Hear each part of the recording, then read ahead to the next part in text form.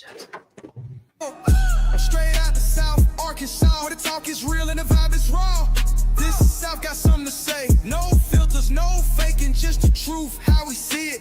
So kick back, tap in, and let's get to it. The Still Country Podcast, Still Country Podcast, Still Country Podcast. Show the money, Still Country Podcast, Still Country Podcast, Still Country Podcast.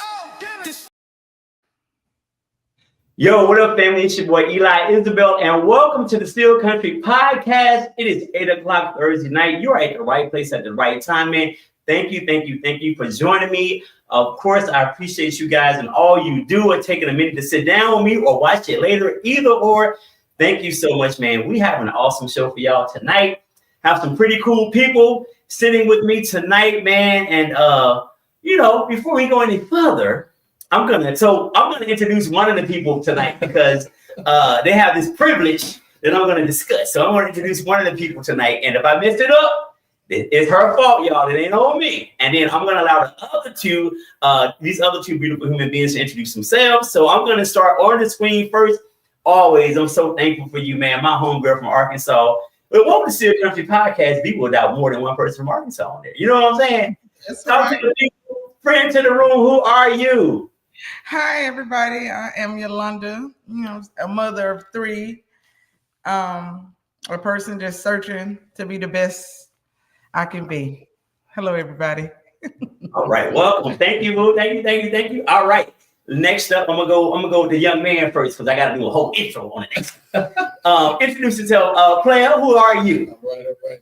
Good evening, everybody. I'm Mark, Air Force Mark. I shouldn't call myself that, but I've been in the Air Force for a while now, so that's what I do. Enjoying it. Federal employee, but I'm coming back. Just here with my man E and enjoying time. Word. Thank you, bro. I appreciate you, man. Listen, this is my guy. I've known him. It hasn't even been a year yet, has it? Not just yet. No. I feel like we've shared a lot of experiences in less than a year. Oh yeah. Already. Oh yeah. So much to the point where I am going to be the best man in his. Can I say this? Yes, sir. I don't know if I'm gonna tell you this. Right. I'm gonna be the best man in his wedding next year. And funny. I'm gonna get to you. I'm sorry, man. Real quick, funny story. He came to me last week. He helped me. So I'm like, I want to say mechanically. Okay, we can say mechanically challenged. When it comes to fixing things, once it goes beyond YouTube University, your boy have to call somebody. So luckily, a man can fix just about anything. So I had to buy a new dryer, and of course I'm over there. There's this damn screw on the back of it. First of all, why don't dryers come with plugs? Damn it! Why do you gotta put a plug on a damn dryer? That shit is crazy. Anyway, that's a whole other story. Listen, my wife's dad told me. He said the first time I met him, I shook his hands. He said, "You got hands like a lady. What kind of work you do?" I said, "Sir." I'm gonna let you have that one. I ain't gonna say that. You said you probably can't fix nothing, can you? I think trying to break me. So look, I said, but I can call somebody to do it though, as long as they get done. He was like, okay, I respect that. Anyway, so my man always come through me in the clutch. My closet broke. I was gonna say he helped me, but I ain't do shit but give him the tools he needed. You know, you're a little kid and somebody older fixing something, and they say, "Hey, hand me that 316." I was like, "What is 316? I don't know what that is." Like, I'm supposed to know what that is. I'm like, wait, so anyway, I was this guy that handed him the 316 when things were getting fixed. But anyway, thank you, man. I appreciate you, brother. And I will be standing next to you. Oh yeah. Next to you.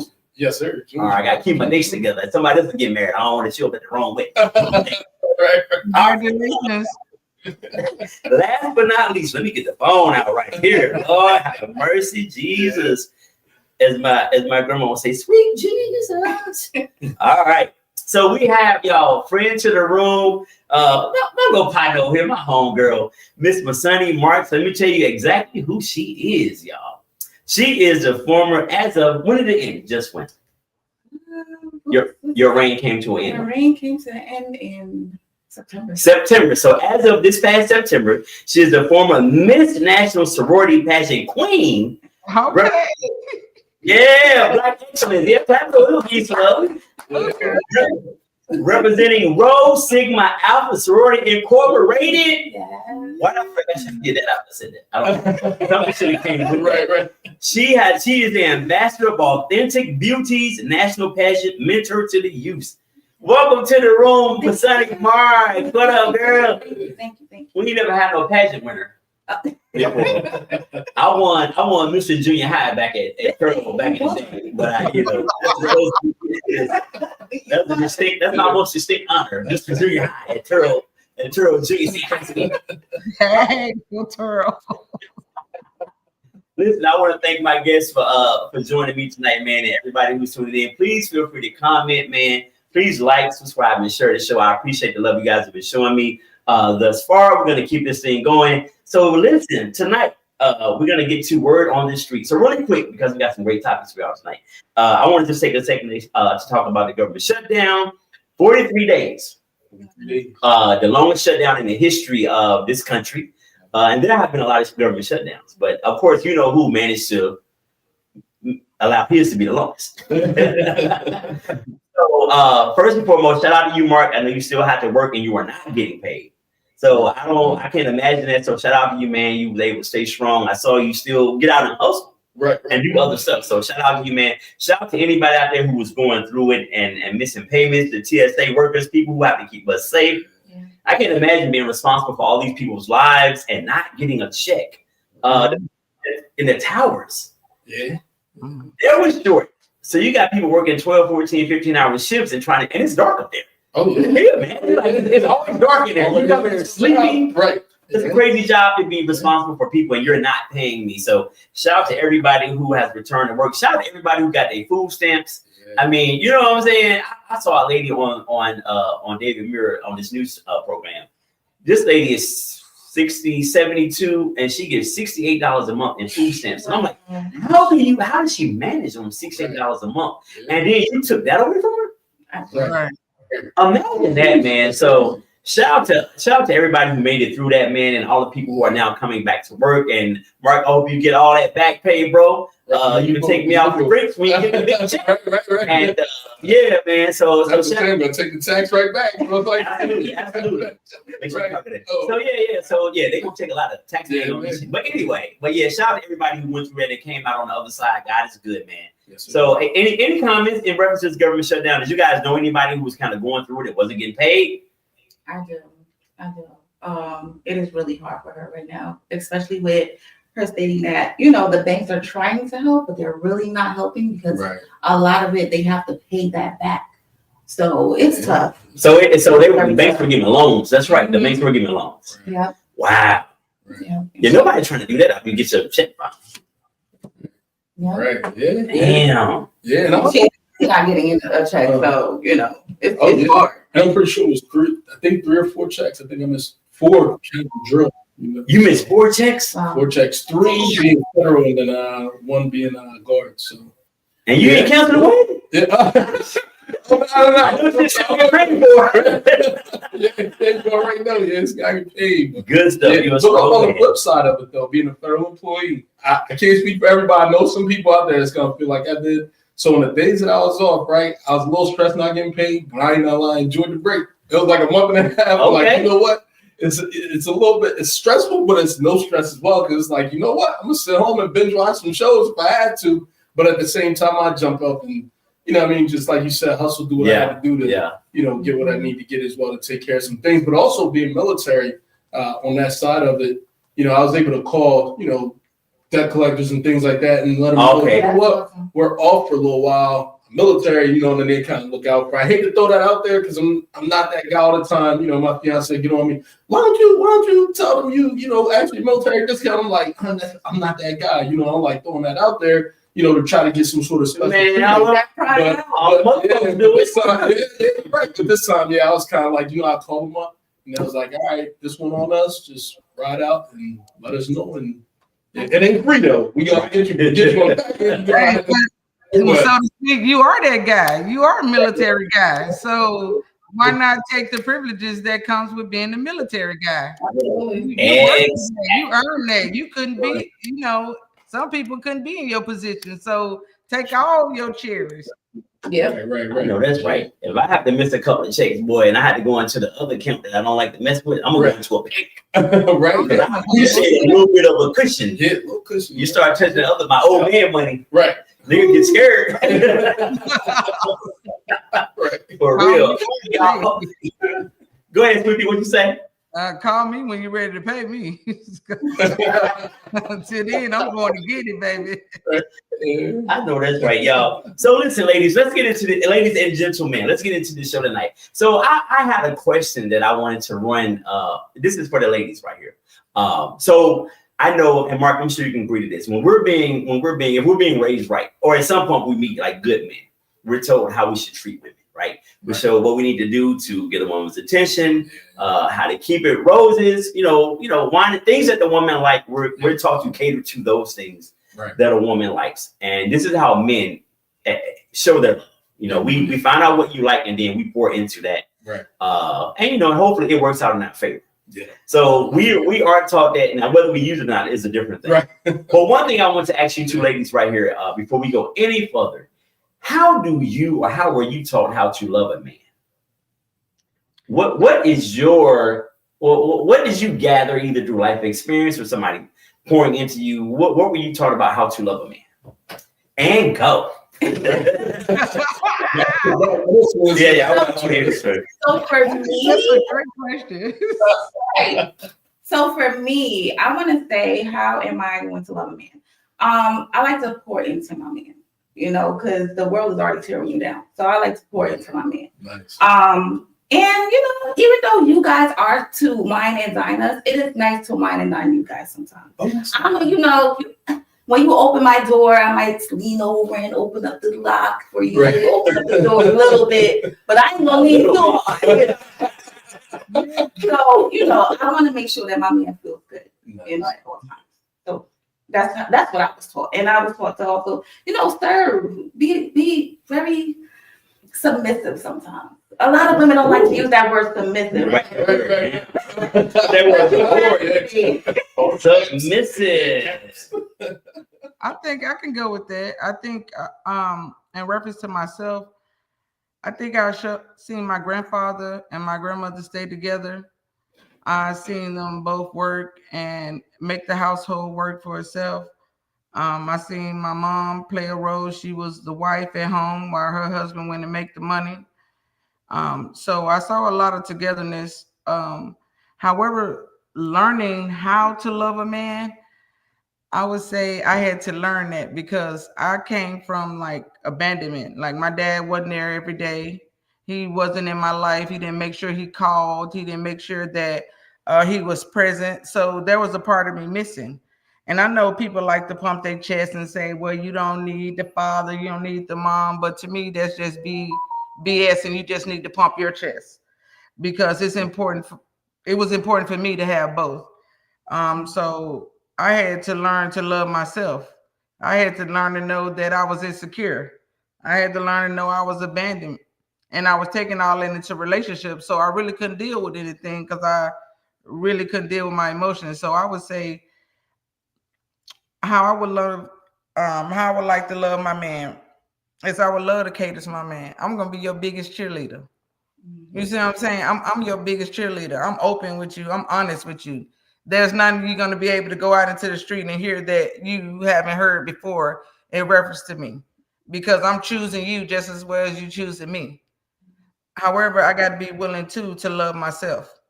I got to be willing to know that I need to still unlearn some things and figure out what really works for me and what really works for my man. Because probably how I was, bringing my last man his plate, this man probably don't want you to bring his plate. So I'm just using that as an example to getting to know this partner that I'm with and not compare it to the other one. So mine was learned. Okay. I have a question about something that Masani said. She said she used the word submissive. Do y'all think that this so Masani, you're Guyanese, mm-hmm. and Sweetie Yolanda, you're from the South. Do you think it is more of a cultural thing that you were raised to be submissive, or what do you think about that? Because I know women out here.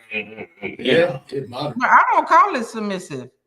You see what I'm saying? I don't really call it submissive because we're partners. Like I want to make you happy. Why do I gotta put a name on it? The thing is I want to make you happy. So if making you happy is bringing your plate, is making you happy being a cheerleader. I want to do those things. So I'm not going into a relationship with these stigmas and these I'm trying to figure out what works for us. Yeah, I'm coming in like that. So I don't really get hung up on the submissive. That people just want to fight. I agree with her fully. I grew up seeing my mom, really my dad was the breadwinner. So like my mom stayed home. So she did a lot of the housework. She took care of us, but she also made sure that my dad was very comfortable when he came home. I mean, like I said, everybody gets scared of the word submissive, and it's not that bad. Like you're doing it already. Right. So hold, let me pause you right quick. Sweet Pea, Yolanda, I'm gonna take you off the stage, come back in on link because I don't see you on this stage. So log right back in, okay? Okay.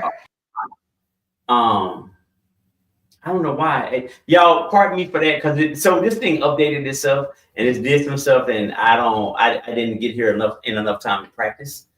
So here we are. I'm gonna see if I want to make sure I'm able to see Yolanda in the screen. I lost her somewhere. It's giving me two different feeds, which is crazy, but this is what happens when you're the producer. You're the host. Right. Like I'm Tyler Perry on this bitch. Right. But without a great experience. So y'all bear with me as I bring Yolanda back. Let me see, make sure we can see her. All right, there she is. I feel like because somebody told me they couldn't see Mark, but I see everybody on the screen. But okay, there she is. All right, welcome back, boo. All right, so Mark, as far as you're concerned, like what has been your experience as far as how have you been treated by women? How do you feel like you've been loved correctly, or did you take things from your parents' relationship? Because your parents have been together for how long? About 55 years. Golly, ain't that a blessing? Yeah. Long as I've been in this world. Right. Oh my God. Doing that man in high school? I think so. I don't even know how that story goes, man. I know it was in Jamaica a long time ago, but so been together all that time. So sidebar to everybody, a question for all of you. Can anybody on their feed imagine being with somebody that they met in 10th grade? True. That person, somebody you heard you was crazy about in 10th, 11th grade. Can you imagine being with that person in 2025? I mean, I could. You could? Yeah. Anytime I call somebody my boyfriend, I really cared about them. And you know what? When I came back to Arkansas, all my ex-boyfriends are married. So I chose right. It just didn't work. But I chose right. There's still some good men, you know what I'm saying? All right. Who was you crazy about in 10th grade? Can you imagine you and that person being together right now to this day? Or are you with that person? I don't think opinions like that. You could be. Who was I crazy about? I wasn't really crazy about anybody. Who was you fond of? I was fond of. Okay. Don't get from 30 years ago. All right, go ahead. He was fond of me. I wasn't really, but I mean, yes, I could definitely see myself being with the person I was fond of back in them days. Okay. All right. What about you, Mark? I think it's different for us though, because listen, I'm just gonna keep it all the way 100. I feel like men, as we go through the progression, and women grow, and then we hit that outside from school, and then you see that, and then you get into the workforce, and then you go different places in life. It's hard for you to lock in from that long ago, because as you grow, you like, ooh, you see more things, and you know what I mean. Your options open up, and then you like, wait a minute, the world is bigger than this high school I was in, so I need to go out there and see some things. I'm not saying it's impossible, but I think that more men, especially us brothers, I think we tend to. But your father did it. Your father did it, so you can't say that. You have the prime example. Okay. You got the prime example, so. I like that, Yolanda, but let's be real though. He come from a whole different era too, because he was born 48. So but he's a man. He's born during World War II. It's been a whole lot done changed since then. But so I feel like he's a man. He's still a man. Yeah, right, but the time is different from down to the way that I don't even know who creates y'all clothes down to that. So the eye and the heart just see a little bit more, you know what I mean? So it pushed you a different way. Back then, I think guys lived more off of their heart and were taught get you nice woman, get your job going in your career and build from that. Right. And nowadays, I think guys, we not really told that. It's like, I know you didn't say that. I know you did not say that. So let me ask you a question. Let me ask you a question. Stay right there. Yeah. So All right. are you saying in your heart of hearts that you believe your daddy, your mama is the only one your dad ever slept with? Whoa. I'm gonna be honest with you. Me personally, I don't know. I think for me, I would think no, but they so fully deep Christian that they're like, she swear that's it, and he said that's it. So I don't know. I gotta go off what they say. No. But, I'm speaking in reference to you said men back then would talk, get you a woman and stay with that woman. Now they may have stayed with that woman, but that don't mean they weren't with other women as well. And same with the women, because they may have stayed with that man, but that don't mean that's the only man they were with. And the reason why I say that, because we see all these babies out here that's not, come on now. Right, but look at the babies. So for me, I think that's because I was a side baby. See? But today is worse though, because we got way more kids today than back then, and the dads don't even sing. That's so because they don't just under the rug when back in the day. Right. Right. And I think they're boomers. So boomers were like, get you a factory job, work at GM or something, and have your family. So you saw that on Good Times where James Evans was in the house. Now these days, these shows, they like, man, ain't no dad in the house. Hero right there. Hey, but that's propaganda though. Hey, y'all, that's propaganda though. And they always did something to take our black men out the house. We have to know why they need us divided, man. Everything, if you go back to the welfare system, that's why they only put black men on there with white women. Or I'm gonna challenge that for a second though. I want to. All right, cool. I get that, but at the same time, I feel like we do that to ourselves too, though, because now the way that we do our women, and I know rappers, I don't want to say that outside things, ultimately influence everyone, but at the same time, our young men these days, they're not even thinking about any of that. So they just see one girl, I like her. They go talk to her. They might act like they treating her like a woman or do whatever because they want to get to their final goal. They get that goal. They look over there. Ooh, look at that one over there. Then they split off. If they have a kid, you know what I mean? It's like, oh, well, the new one don't know I got the kid. You have a rare way where these guys might stay. More than likely nowadays, these guys are like, nah, I'm out. And any little problem that arises, they jump ship. You know what I mean? So I think it's back then it was a little more, boomers were taught a little bit more breaking off or coming up then, even though things are. I feel it in your spirit. You fit the backtrack. You about to say it was same thing was happening back then, because same thing was happening then. I'm a baby mama. Okay. Right. You know what I'm saying? You don't think it's worse today? No, I'm not gonna do that. I'm gonna say I'm a baby mother. Watch this. Right. I'm a baby mother. That means I had kids. My oldest kid will be 30 or something. Right. And then that means my 27. So that means I raised these kids. You did. I can't look at them without looking at me. So these kids didn't raise themselves. So they're a product of their environment. And of course we do it to ourselves because that's what TV is programming. It's gonna, you know what I'm saying? And people are not stopping us to say, hey, why are you looking at her like that? Hey, so now I want to challenge her again, though. I want to challenge her again, though. So you want to tell me this. All right, cool. So with all due respect, do you think you're the only one that raised your kids, though? No. My mom. Hold on. Outside of them, the TV raised them. Outside influence raised them. Right. The street raised them. Mm-hmm. You know what I mean? Me and my cousin had an argument the other day about the street is stronger than the house. Now, I disagree with that because I told him it can't be. It can't be. It can't be. It can be. I'm not saying it can. And I want to ask y'all about that. Where y'all, I want y'all to show it can be. However, the majority of people, I say the house is stronger than the street because you have more people doing good than you have people doing bad. Because when you really look at crime, the news is only going to show you that, right?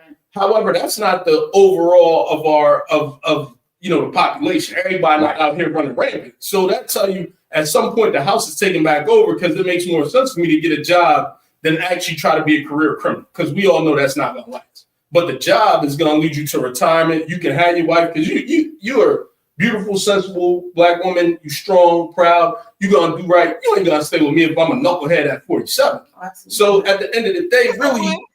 Yes, they will. Some women out But the majority, but hold on.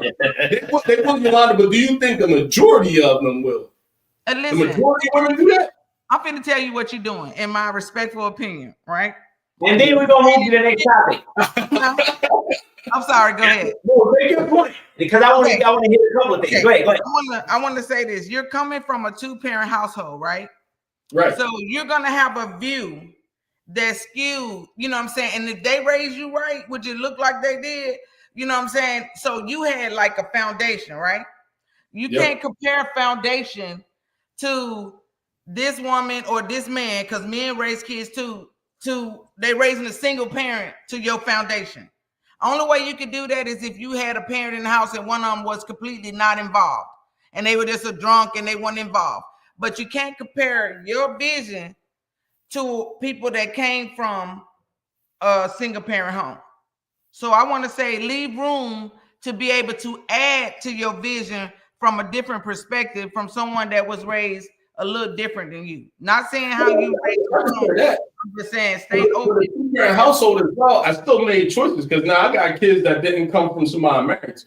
Yeah. So even though I came from the single parent, I still saw something outside that they didn't really show me, again, because they were so bound in the church. I was kind of like, I enjoy it, but maybe it's not for me. And then later on, I caught back up, something like that. But even still, even though it was a 2-parent house, because you got a lot of 2-parent household kids that's wild as we, you know what I'm saying? So, yeah, I mean, I hear you, but these days, a little bit. You stuck on that. You stuck on that. You need that. That fused you. You think that fused all right. Listen. You know how it's different? They can't retire. They got to work for themselves. Ain't no more retirement. Everything is different. It ain't right, so, but not so much. Sweet B, let him live. Let him live, Sweet B. Sweet B, you got him in the ground. I'm gonna stop you before you do dirty. Let him live. I'll eat it. What you call it? All right, listen. All right, so hold on.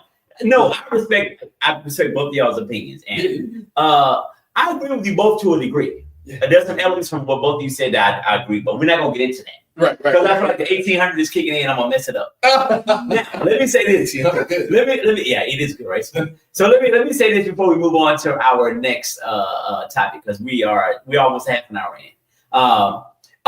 Back to what I didn't get the chance to say what I dated the person from 10th grade. Oh yeah. So I ran into her a few years ago and we hugged, and she was a little musty. Oh, what? It threw me off. I saw her at the casino. She was dancing. I talked to her. I was back home. We was kicking it. I was like, whoa. Yeah. It was to the point where I did this for myself. I went to the bathroom and I was like, oh shit, that was her. Right. So armpit failure does happen. So I say all that to say that was enough for me. Right. I don't care. If we were fast forward to 2025, that was probably 2022, 3, whatever. Yeah. No. Oh man. Yeah. I'm good because the mustiness. I hope she never. Hope she never bring it, bro. Hope she never. You wouldn't do it no more anyway. She didn't do it for you. Right. Yeah, that's true. You always gotta bring the logic. All right, listen. Let's move forward. I love where we are, and I love the. Now you and Mark ain't gonna be arguing all night. Oh, that's not arguing. Something to say too. We're not arguing. I respect. I love that you disagree, because that's how we learn. Oh, we're not monolithic people. Like we don't all vote the same. We don't all walk the same and do the same. Right. So I'm cool with that. Now I want to get into something that Mark, I know you go to church a lot. Right. So I want to, and not saying you don't, Yolanda, because I don't know, maybe you do or not. She's there. She's So I'm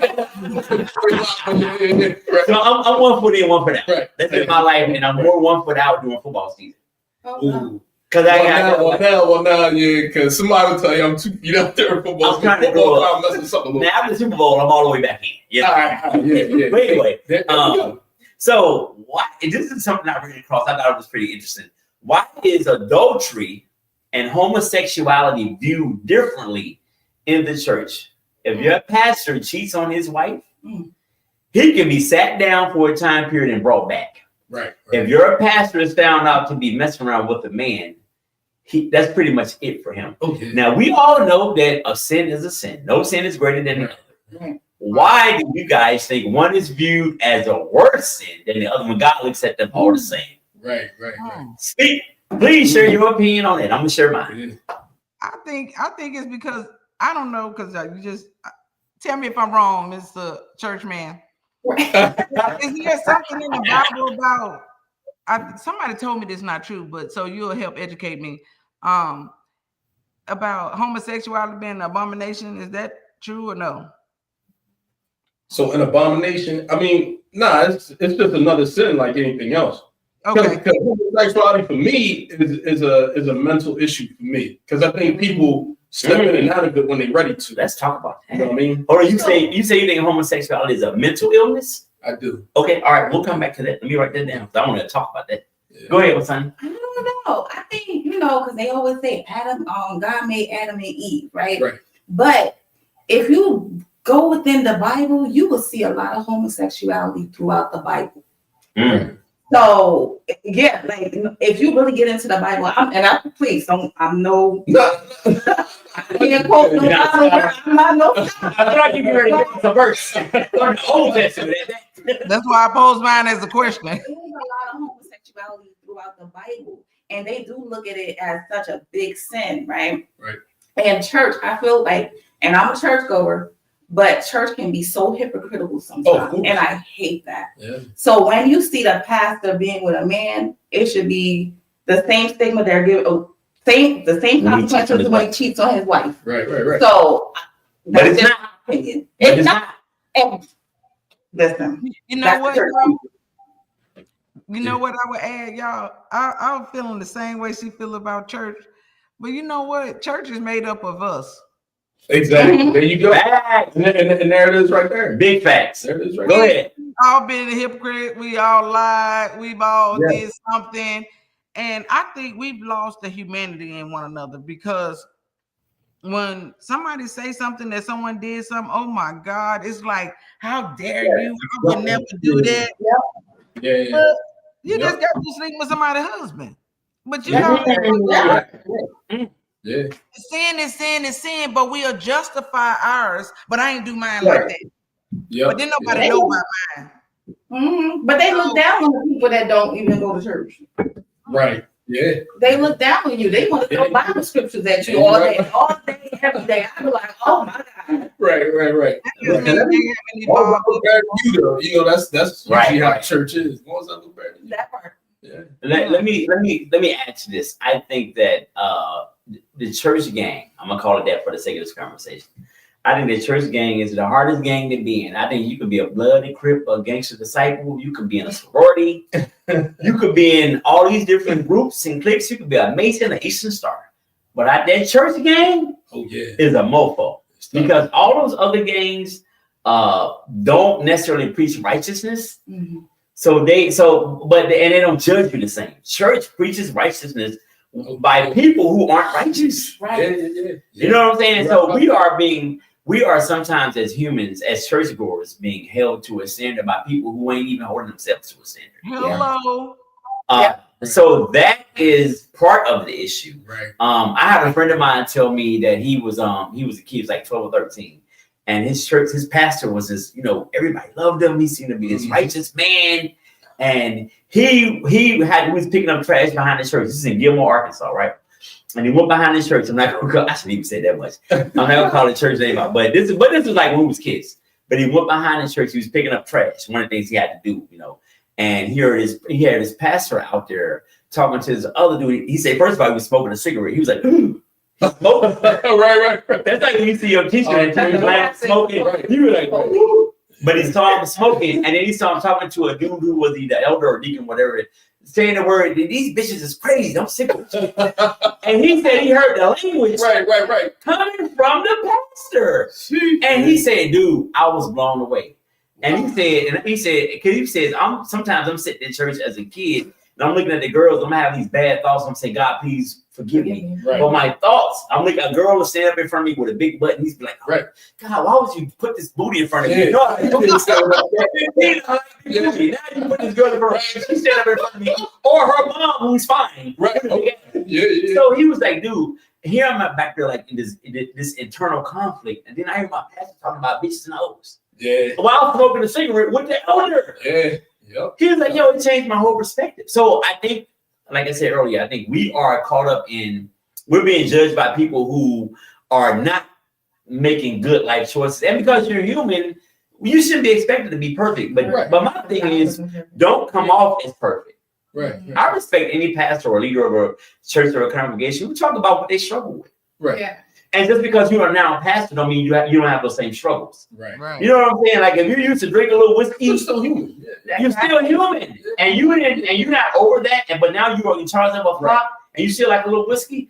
I'm not saying come in and say I got drunk Saturday night, but I'm just saying it's okay because to me it makes you more human and it makes you more relatable. Right. And people today don't do that. Right. I think it was good for him that he saw that though. It freaked him out. He hated thought. I think that was good for him because that taught him not to put his trust in people. Ultimately, like, trust people, but not like, nowadays, like we hold celebrities and all these people behind them. When you hear a celebrity support the red side or the blue side, all of a sudden people are like, what? You know what I mean? Like, why? You like Trump? You're not right. They go crazy for it. And it's like, I mean, they're a person. They're allowed to like who they like. You built something up for them in your mind more than what they probably have for themselves anyway. They're like, man, I'm just an athlete who do a job and get paid more than we're definitely guilty of that as people. Right. So, you know what I mean? He built that pastor up. That was him. Although the pastor, I get it why he did because as a kid, you automatically put these people in a certain place in your mind. Yeah, it was one of his. I beg to differ. I beg to differ in the sense that I think we're taught to hold the pastor in that regard. I think we're taught by our parents, right? And so if they describe the pastor as just a man, because he's just a man, just like your daddy is just a man, then we can hold anybody in those regards. So I'm not saying right, wrong, or indifferent, but it started in the household. And then he went and idolized it because my mama had the same problem. Yeah, but check it out though. That's still on people because they're the ones still putting that. You know what I mean? Go right back to the house stronger than the street. That's still them putting that. You know what I mean? We're all our environment just teaches that kind of thing, and that's why I show my kids. But I'm like, look, don't look at me so high because I'm gonna make mistakes. So don't think that I can be a hero and all that good stuff, but don't come crashing down when I make a mistake because I'm human. Don't put me up here like you thinking I'm God himself, and then when I make a mistake, all of a sudden your world shifts. But that's actually really good because that shows vulnerability. Because we don't show our kids that. We kind of mask that sometimes. Yeah. So, when they don't see that side of you, of course they're gonna hold you at a higher regard. Yeah. So we have to show kids that parents make mistakes. Well, people make mistakes. Right. Because I have to learn that. Right. Yeah. Because of how we were raised and how we were taught to revere or respect elders or pastors, people in leadership positions of our community. So I think we're all guilty of that. Yeah. And I think we all do that, and we all have to, learn it and unlearn it. Right. Like when you were talking to your kid, like don't hold you in high regard. I feel that because one time, and this might be in reference to my daughter. So I don't know if this TMI, but I'm gonna share this.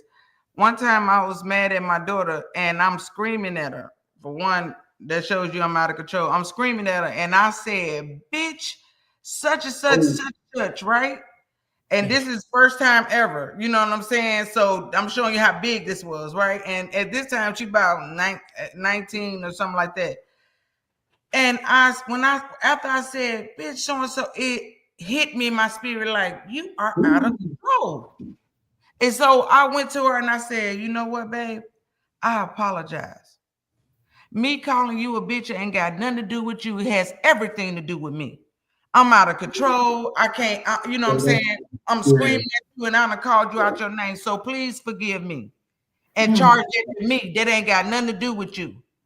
And I say that being vulnerable, and also when our kids do something, if we don't make that a big deal, and we be like, hey, okay, it's gonna happen, but let's not do it again. So what we show them when they mess up, and when we show them when we mess up, they both are equally as important.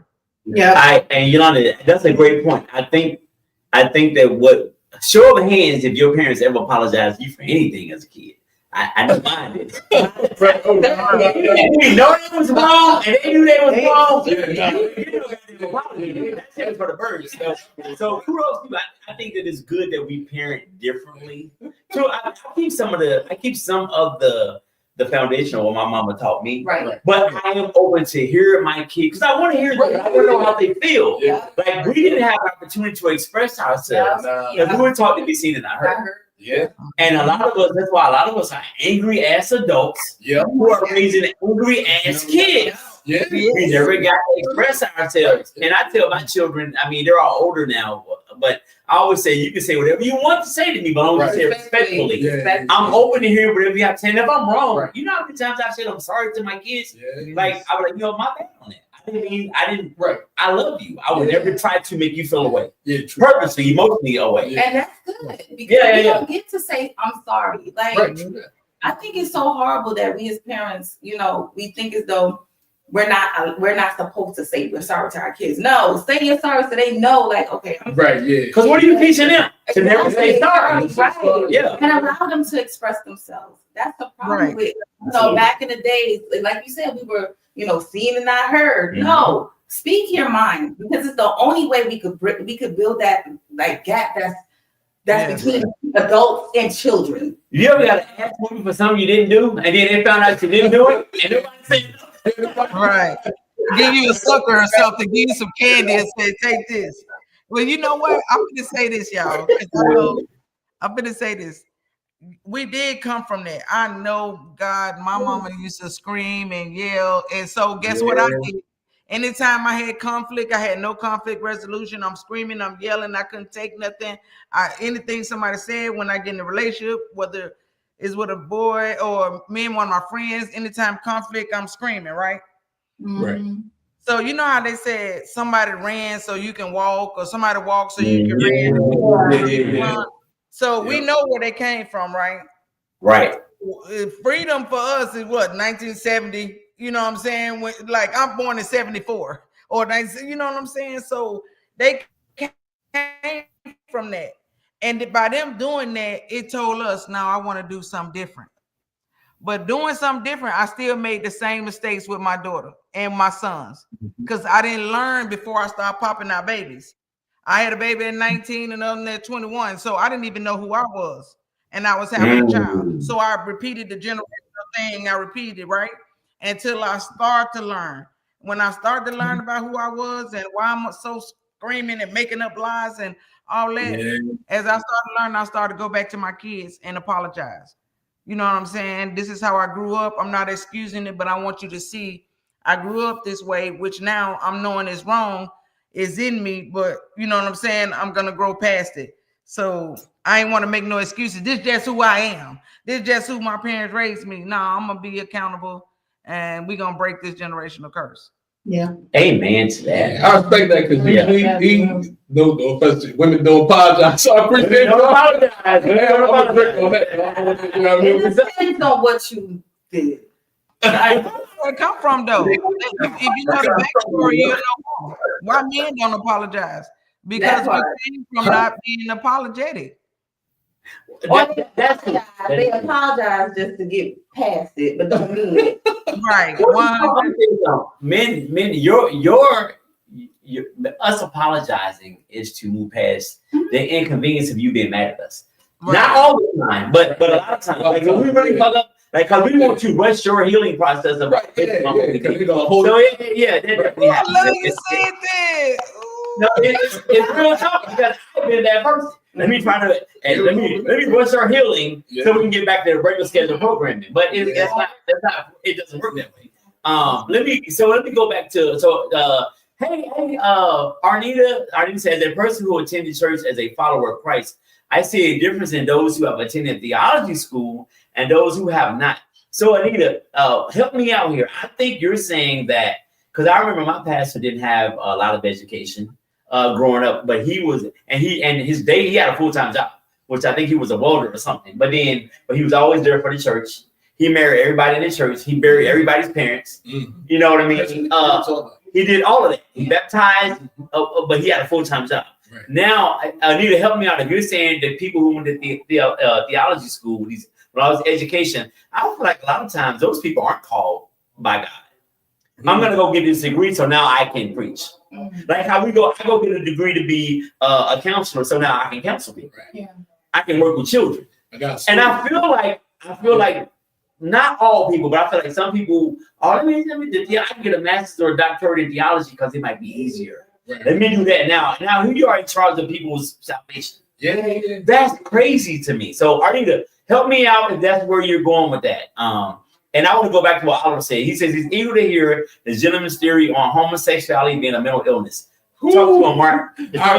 Well, real quick. So I'm gonna say on the theology part, that's a tough one because so my dad, he's a pastor, as you know, mm-hmm. and he went to theology school in Jamaica way back in the day.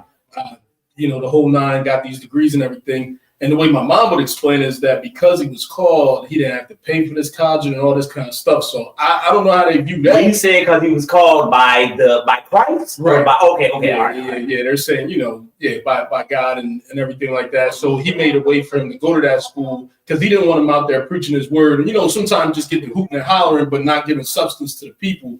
So now he knew the Bible back and front, so he could actually tell somebody something, you know what I mean, and kind of mm-hmm. really convey the message to them. So that's just my take on that part. So Albert wanted to know. Yeah, he just wanted to know about your thoughts about homosexuality being a mental illness. Okay.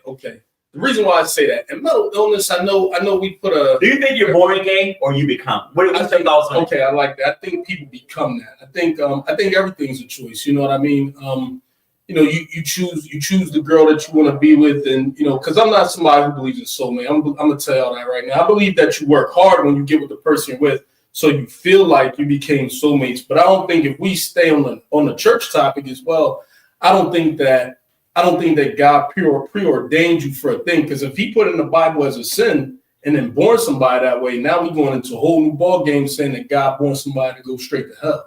And that's kind of tough because then you could challenge the Bible and say, well, then how come throughout the Bible we're saying that this is a loving God? Why would He then born somebody to go to hell? Because the whole story of Sodom and Gomorrah, Lot mm-hmm. and his wife looking back and turning into a pillar of salt. Sodom and Gomorrah, that was a story. If I'm mistaken, I'm pretty sure that story was about because that city was a homosexual city. Where some people came to his house. And these people, these men went to the house and were saying, hey, where are these guys at? Because we want to know them. And, the term know in the Bible is, right, mm-hmm. kind of an intimate type of thing. So they wanted to know. And that was one time he was like, look, nah, I can't, get these guys up. We got some daughters y'all can talk to. And they're like, nah. And then we went to God and God was like, all right, if you could show me, 10 good people or the story's either 10 or 5 or something. But he was saying, if you could show me this amount of good people, I won't destroy the city. He couldn't show me 9. He couldn't show me 8. And it went all the way down until he burnt the city down based on that situation. So, you did say there's homosexuality throughout the Bible, but it's not in the Bible they don't put it as a good spin. You know what I mean? I want to ask a question about that. I want to ask a question about that. Yeah. Okay, so.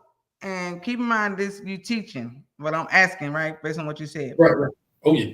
When you said that, and I don't know, let's be clear. I don't know how you become gay. You know what I'm saying? I know how you can kiss a girl before, you know what I'm saying? But I don't know if that makes you gay. But I'm just saying. So I can't speak for them. But when you say, then we'll have to go back to see if God bore children that He was going to submit to hell, right? Right. But if we look in the Bible and there are people in the Bible that are gay, that contradicts that thought, right? Because that means they were there and they were already living and they were already gay and they was already knowing, meaning having sex, right? Right, but they were born.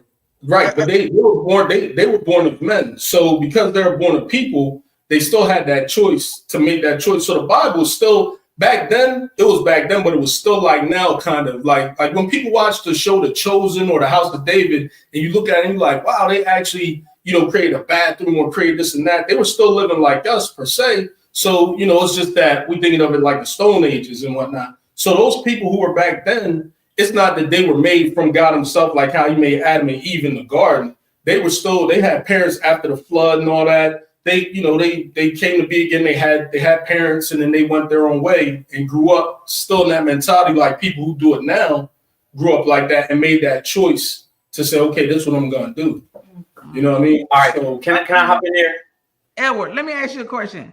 Do you think that I'm talking about that going to school? I'm sorry. I wanted to ask you this question before you move on. Go ahead. You said when they go to school, you don't think they're called. So I just wanted to ask you one question. So do you think that when they're called, they know everything, or where would they get it? Where would they get it from? I don't think they're necessarily not called if they go to school, but I'm going to say, I just know my pastor, he may have had 11th grade education, right? But he knew that Bible. He didn't have to go sit in front of anybody to teach him about the book that he already was reading and understanding and was able to save people's lives. So I'm not saying that because you go to theology school, you're right. Okay. I think today religion is looked at as more of a business than it ever was. It is. Than ever before. You know what I mean? So I think that people who go to school, I think it for them it is a job. Right. We go get our degree, then we get a job in our field. Mm-hmm. You go get a theology degree, you get a job, and you become a pastor, or a elder, or minister. Right. I'm not saying they're not called, but I think it's just more of a business decision almost. That's just my opinion. And feel free, y'all, to get here. I respect it. I just feel like it's a business decision more so than God touched you and said, you have a gift. Yeah. Get in that word and go save lives. And not all the theatrics that we have today. Because and I think, like I said, no shade toward one or the other. Right. That's just my point. Let me read a comment to Ardita says, example, how words when I was asking her about to explain what she meant. Right. Says how words mean something different now. So if you study the period of time in which the Bible was written, you have the ability to understand the context of the word. And she says, I hope I explained it well. Arnita, you did all right by me. Lanisha said, I can see that, but what about the relationship with God? Can you get that from school? What you said, Lanisha, what you said. You cannot get that really, because there's some people that have got their doctorate in theology, and they out here doing all kind of shit in the world. And don't have a relationship with God, but you're gonna show up every Sunday. You might be a dynamic speaker, and people are drawn to you, but you're an evil mofo. When you get out that pulpit, and you got 2 or 3 girlfriends, or the woman may have a boyfriend. Let's not all put it on the man, because women need flocks today too. So it could go either way. It could go either way, though. Because I said you can say that about anything, Right. Exactly. None of us are going to get in anything and do. I'm going to be going to school to be a doctor. And I mean, you see what I'm saying? Everybody is everybody. We take ourselves with our people, and the goal is, I think the goal for if you're a religious person or whatever you worship, whatever religion you are, stay focused on God and not the people who are living over. I had to learn it for myself. I had to learn it for myself. I was like, oh, dang shit, he's just like me. Right. To the little homie that saw the pastor behind the church smoking, put your faith in God, not in him. But we're not taught that. Right, no. I feel like our parents worship man. All of it though. And a lot of people still do to this day. Right. That's why a lot of people worship man instead of God. Yeah. And that's why my mama stopped going to church. She found out her pastor was sleeping with one of her friends, and he crushed her as a child. So it's so many stories like that. You know what I'm saying? And I remember going to church in Crawfordsville, and I remember they used to say wearing red fingernail polish for little girls was being a whore. Being a whore. Being a whore. If you wore red fingernail polish and red lipstick, you were being a whore. So guess what? Girls like myself and other girls in Crawfordsville grew up with a complex about wearing red. So what I learned from that is, and what my mom ultimately learned from that is, like you said, she was putting her faith in man and not God. So years later, when she became an adult, then she started to get back into the, you know what I'm saying, into the church. So I think everything we have to learn through it. And like we have some adults that talk crazy to kids, and we're supposed to be, now for real, this is just my opinion. I'm 51. If an 18-year-old is coming at me and talk, let's say we have our first interaction, shouldn't I be able to say something to diffuse it? If Absolutely. I don't let my ego get in the way, if I connect to when I was 18 and hot-headed and ignorant, right? I should be able to say something like, hey, you know. Yeah. So, but what we do, we don't act like we the adults. We going right in. Right. Like, we are so hurt, man. That we are so hurt that we can't. We lost the humanity, and we can't even see ourselves. We're not even healed within. Yeah. Absolutely. All right, listen. I got one more thing I want to talk about. We getting short. We're going over tonight. If y'all, everybody okay? Everybody cool? Everybody got to go home. Hey, before I get into my next topic, Yolanda, I can tell by the echo of your house, you got 20,000 square feet. Black woman. I ain't mad at you. Salute. Yeah. Now we may move forward. And she probably got a swimming pool or something too. I don't know. This girl. Because he got the echo, since my house don't got no echo. All right. Last thing, y'all. I definitely want to get into this. And I definitely, Mark, this is something that we both can get to. And I definitely want to hear what the ladies have to say about this. Hold on. Where's my dad going? Okay, here we go. All right. Thoughts on this. Is a man's value often tied to his financial status or his ability to pay bills?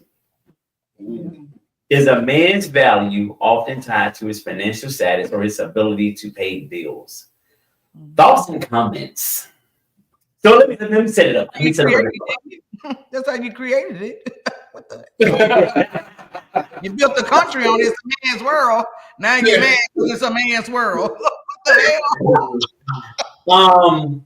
If say I meet a woman, say me and Yolanda, I meet her and we're in the, I meet her at a lounge or whatever, and we're talking, and I tell her, so she makes $120,000 a year, hypothetically, whatever her salary is, and I work for Walmart and I make $30K a year, but I'm a great guy. And I'm a God-fearing man. I love my mama. So when a man loves his woman, he normally knows how to treat women. Right. That's the fact right there. I feel like if you love your mom, like you got a shitty relationship with your mom, you probably treat women shit hard. Yeah. Like if she treated you bad, or if you just didn't get along with her, then you probably don't treat women well. Yeah. So you have all these great qualities, but you make $30K a year. So does that rule me out if you make $120, $130? No. Is my value tied to my ability to come in and take care of things and handle business? Now, my question is to you: if I'm making 100,000K, right? Do you feel like you're not valuable enough to be with me? That's a great question. Yeah, that's strong. I believe that there are men out there who will, when a woman tells them their profession or whatever they might do, they will scurry away. Right. But there are some confident men out there who are confident within themselves who are like, I'm cool with that. But are you cool with it? I'll be cool with it if you keep that same energy with me. Right. And don't become jealous over the years, because you're going to still look at me like, she the breadwinner and I'm not bringing him anything. And then you start getting in your feelings. Right. So over the years, though, I would hope people would step up his game to you. Because if I'm reaching for 30 G's and you make it 100, I'm like, yo, babe, what you doing? Because I need to get on this break. Yeah, help a brother out. So I have a question. Call on me. So my friend Nelly B, she said, it wouldn't necessarily be an issue for me because I'm gonna never not treat him like he's a man of the house. And that's a skill within itself. Like when some women, let me make sure I say that. Some women, when they out earn a man and there's a tendency to emasculate. Let that argument start. Let her feelings be hurt enough. Yep. She gonna let him know. She gonna talk crazy to him because financially, not that she don't need him emotionally and mentally, but financially she don't need him. Yeah, she don't need him. So he's sacrificable based upon her words and what she says to him. No. So I mean, I'm just saying that's a skill within itself to be able to still treat a man like a man, even if you make more to him and you're able to cover everything without him. I think some women don't have that skill. I agree with that. I can agree with that. But look, I'm finna say this though. Watch this. I'm finna say this. If a man that's going to, he's not gonna be comfortable with that.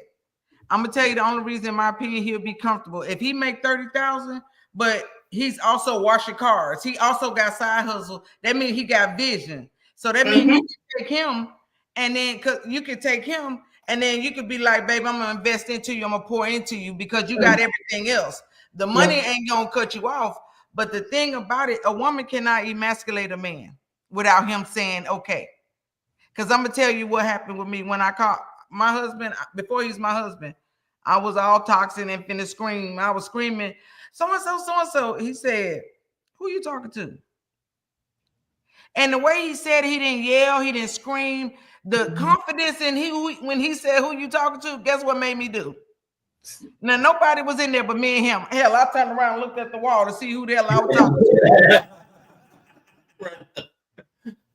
to. You see what he did? And guess what? This emotion. Remember, I don't know how to deal with issues. So in my mind, I'm turned on because he checking me. And then on the other note, I'm like, what the hell? You don't tell me. So in my mind, I'm going crazy. I don't know which emotion to gravitate to. Guess what he did? He walked up to me and hugged me. He walked up to me and hugged me. That melted. I don't even know what I would think about no more. But I guarantee you, next time I was saying something to him, I would think about how that motherfucker come out my mouth. Yeah. But that takes a certain level of maturity that some women don't have. Yeah. So yeah, it definitely does. He's talking to me. I don't like nobody. My man is yell at me or be mad at me. But who you talking to? Shit, check me. I needed that. He made me a better woman. I needed that. Wow. Be able to check. I mean, listen, I can be very aggressive as a woman, but if a man can check me, I'm like, That's at North Jersey. That's at North Jersey. We know how y'all be. You can go to New York, not have a man. Yeah, I'm a girl. I want to stay a girl. I want to be cute. I want to feel like I'm a girl. Yeah. I hate to put race into it. Do y'all feel like our women are more? Y'all give more chances with that? You know, when it's income, when the income is off like that compared to any other race, I feel like y'all do. What are you saying? I think sisters give us more chances. Give us more. You know what I mean? I think they'll not work us down, right? And they'll work with you, whereas any other race might be like, you know what I mean? And kind of, you know. We know you are a tribe. You are a king, of course. Right. What you against? Yeah. The world is tearing y'all down already. Why are we going to sit there and, even giving chances, Right. So. And why would I choose you and say yes to you and I'm finna tear you down? No, baby, I'm about to build I'm about to build you up, baby. You're a representation of me, just like I'm a representation of you. We in this. Let's go. Can I just tell you one thing? Your old school sensibilities, and maybe just because we're from the same place, but it really reminds me a lot of like how my mother thought, even though she ended up not, like she was married, but then she wasn't married when she died. Okay. But I just remember how she spoke about certain things. So those things resonate with me. So I just wanted to kudos to you on that right there. For sure. But yeah. I, like when I hear it makes me think about Rosie. That's all I'm saying. Nice. Listen, we are. I don't think I went over ever, but I'm glad we did. I'm glad you guys are here. Listen, Arnita, Lanisha, Oliver, anybody who left a comment tonight, listen, I appreciate you. My cousin Joyce, I definitely appreciate you, man, for tuning in tonight. Listen, I want to always give my guests like a final closing thought, anything you might want to share, or anything you might be useful to the people who have tuned in tonight. Now is your time. If you have anything you're doing, any business you want to talk about, please let the people know. I want us all to be great. So if you have a cleaning company, if you have whatever, talk about that now. Anything you might want to talk about now and leave a final word with our audience, please do so now. Anyone. I want to first say thank you so much for getting me used to, being on the podcast. I appreciate you so much. And I don't ever want you to ever forget that. You're helping me to walk into my own calling and get out of my own way. I am starting my own podcast. I have a page on TikTok. It's called Let's Talk It Through. And the reason why I say let's talk it through, because when we talk it through and we listen to each other, we can get to an understanding. Right. As long as we respect each other, we can get to an understanding. So I'm Yolanda Hinton, your girl. To the next time. And thank you, ladies and gentlemen. I better be a guest, so let's talk it through. That's all I know. Right. All right. Whoever wants to sign, go ahead. Well, thank you, Ed, once again for Who? giving you. Oh. I'm sorry, Eli. All right. I apologize. Big old sign right there. Call me Eli. It's all good. I appreciate that. There you go. All right, go ahead. I do appreciate you allowing me to come on your show and doing this, and kudos to you for doing this. It takes a lot to do this and keep people going. Thank you. I know you gave me so many accolades as my name.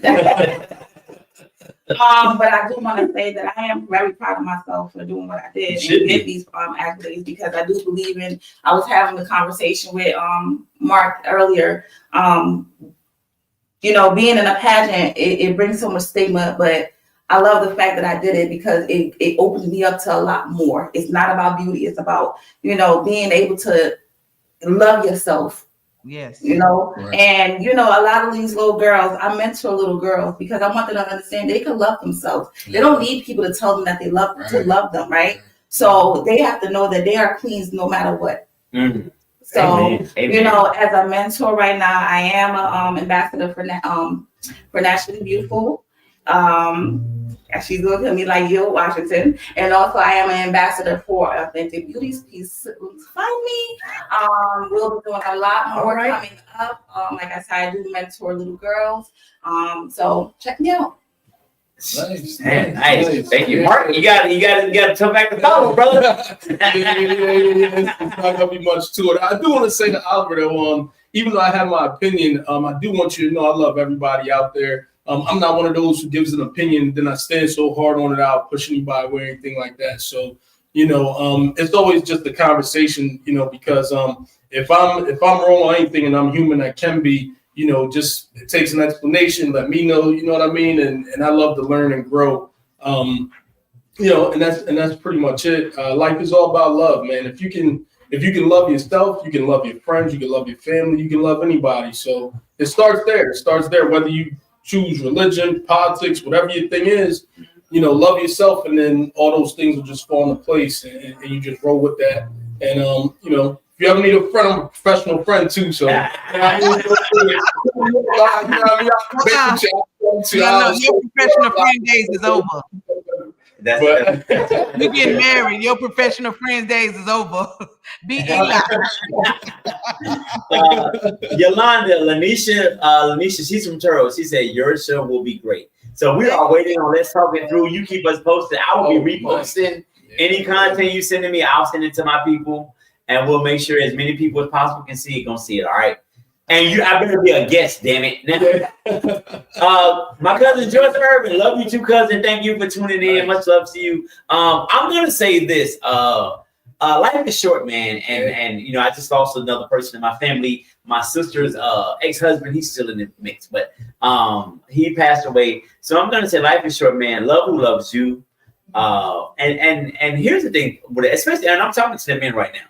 Don't be afraid, or don't feel like you're too masculine until your children, your woman, your aunt, your grandma. Tell people you love them, man. And people, we need to hear that. And sometimes, you know what? I'll say this for me. Sometimes I can be having a shitty day, right? And I'm just like, I'm sick of all of this. And then there'll be a little kid at my job that'll come up to me and say, Mr. Ed, I love you. Yeah. And they'll give me a hug. And do you know how that, just the fact that this kid that I'm not his parent, Right. I'm not her parent, Right. but I'm with them every day, 6-7 hours a day. So maybe in their mind, I'm a secondary, I'm a subsidiary. One of the heroes. Yeah. So man, and so just the fact that when you know, tell somebody that you love them, that can maybe turn a person's whole day around, because it happens to me at least once a week. Yes, sir. I'm having a shitty day and I was like, Mr. Red, Right. I love you. And I'd be like, oh damn. It's all right. Yeah. You know what I mean? Can I give you a hug? And I'm like, bring it in, big guy. Yeah. Yes. You see how the universe taking care of you? Do you see that? All The the time. just described, the universe came right in with a bang. I got you, baby. Boom. And it comes from a person who don't even know their damn last name. So I really appreciate God for sending these little people to me to say, Mr. Ed, I love you. And I'd be like, and sometimes and then I'm gonna end because I feel like I'm about to get sexy. Sometimes I feel like those kids I know they need me, but sometimes they don't know how much I need them. Yeah. And I don't know it until it happens. Right. You know, I'm like, damn, I needed that right there. Yeah. And it keeps me going. And sometimes I'm feeling hopeless and I'm looking around the room, I'm like, these goddamn parents are killing these kids. Yeah. And then there'll be this one kid that be like, Mr. A, keep going. They don't say that, but I look at the hug keeps me going. Yeah. So, man, find somebody that you love, that loves you. Appreciate those people and let them appreciate you, and just live life, man. Listen, thank you all for tuning in tonight. I love you guys. Still Country Podcast. We are out. We will see you guys in 2 weeks.